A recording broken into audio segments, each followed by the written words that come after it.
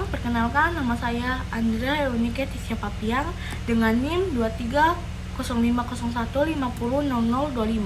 Saya dari Fakultas Bahasa dan Sastra, Prodi Pendidikan Bahasa dan Sastra Indonesia. Di sini saya akan menjelaskan tentang mata kuliah morfologi dengan materi klasifikasi kata kelas tertutup. Adapun pengertian dari kata. Kata adalah unsur bahasa yang diucapkan atau dituliskan yang merupakan perwujudan kesatuan, perasaan, dan pikiran yang dapat digunakan dalam berbahasa. Definisi lain tentang kata menurut Childs 2012, bahasa kata adalah satuan bahasa yang memiliki satu pengertian. Tambah Childs mengatakan bahwa kata adalah deretan huruf yang diapit oleh dua spasi serta memiliki satu arti. Dan menurut Krida Laksana menyatakan bahwa kata adalah satuan terkecil bahasa yang dapat digunakan atau diujarkan sebagai bentuk yang bebas. Sementara itu, menurut Arifin, kata adalah sudut pandang morfologi satuan terbesar yang dihasilkan dari proses morfologis, sedangkan dalam sudut pandang sintesis, kata adalah persatuan bahasa terkecil yang mengandung makna. Berdasarkan pandangan tersebut, dapat disimpulkan bahwa kata adalah satu kesatuan bahasa berupa deret huruf yang diapit oleh dua spasi yang dapat diucapkan atau ditulis untuk mengungkapkan perasaan dan pikiran. Selanjutnya, pengertian dari klasifikasi kata tertutup. Klasifikasi kata kelas tertutup adalah kata yang berjumlah keanggotaannya terbatas dan tidak tampak kemungkinan untuk bertambah atau berkurang.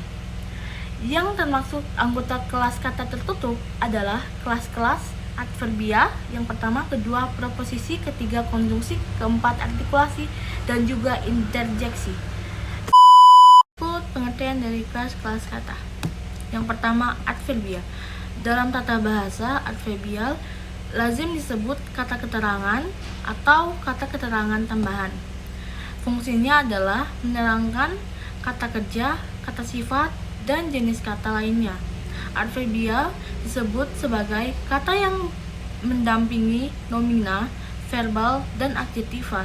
Adverbial ini yang dijadikan dasar kriteria untuk menentukan kata-kata berkelas nomina, verb, dan adjektiva.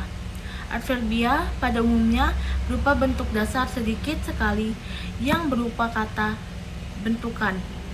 Yang berupa kata bentukan ini secara morfologi dapat dikenal dengan bentuk yang pertama dan contoh yang kedua.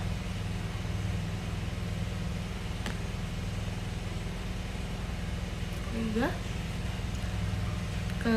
dan keempat. Selanjutnya ada kata ganti promina. Promina lazim disebut sebagai kata ganti karena tugasnya memang menggantikan nomina yang ada. Secara umum, lazim dibedakan adanya 4 macam, yaitu promina, diantaranya kata ganti diri, kata ganti tanya, kata ganti petunjuk, dan promona tertentu. Berikutnya, yang ketiga, kata kelas tertutup adalah nurmelia. Nurmelia atau kata bilangan adalah kata-kata yang menyatakan bilangan, jumlah, nomor, urutan, dan himpunan. Menurut bentuk dan fungsinya, biasanya dibicarakan adanya kata bilangan utama, bilangan genap, bilangan ganjil, bilangan bulat, bilangan pecahan, bilangan tingkat, dan bantu bilangan. Kata bilangan dapat ditulis dengan angka Arab, angka Romawi, maupun dengan huruf. Selanjutnya ada kata kelas proposisi.